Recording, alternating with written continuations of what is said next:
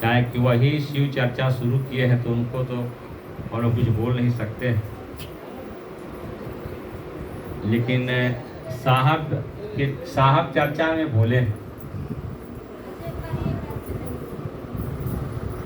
कि हम जो है, साहब अपने बारे में बोले हैं कि पूर्ण शिष्य पूर्ण गुरु होता है। पूर्ण शिष्य का होता है, पूर्ण गुरु होता है। तो पूर्ण गुरु थे हम। और आप जब भी शिव की बात करते हैं तो मन झकझोरता है कि हम लोग ही बड़े भागी हैं कि हम लोग शिव के शिष्य हैं। इतिहास कहता है, शास्त्र पुराण सब कहता है कि देवताओं के गुरु डायरेक्ट शिव नहीं हुए हैं। देवता के गुरु कौन हुए हैं? भगवान बृहस्पति। और राष्ट्रों के गुरु कौन हुए हैं? और भगवान बृहस्पति देवता के गुरु। बताइए, अब उनके गुरु कौन है? तो महादेव। और आपके डायरेक्ट गुरु महादेव। दोनों में अंतर है कि नहीं? एक आदमी मीडिया भाया है, आप डायरेक्ट हैं।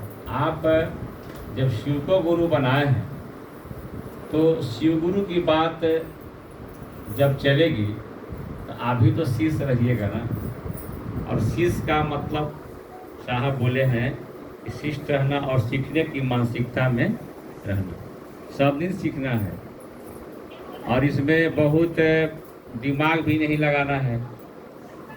काहे कि गूंगी माँ भी बच्चा पाल लेती है।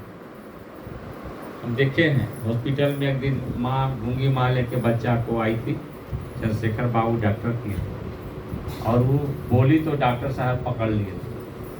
तो अध्यात्म में दिमाग का पक्ष है कि हृदय का पक्ष है? दिमाग का पक्ष है, दिमाग नहीं, हृदय का पक्ष है।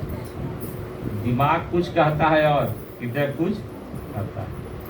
इसीलिए साहब ने कहा कि विचार में बात आए कि शिव गुरु, विचार तुरंत टूट जाता है।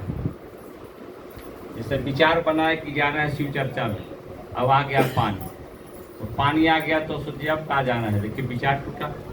लेकिन कुछ दिन के बाद विचार घनीभूत होकर भाव में चला जाता है। भाव थोड़ा टिकाऊ होता है, विचार के अपेक्षा भाव टिकाऊ होता है। जिससे हम लोग के अंदर भावे ना है कि शिव मेरे गुरु, और वही भाव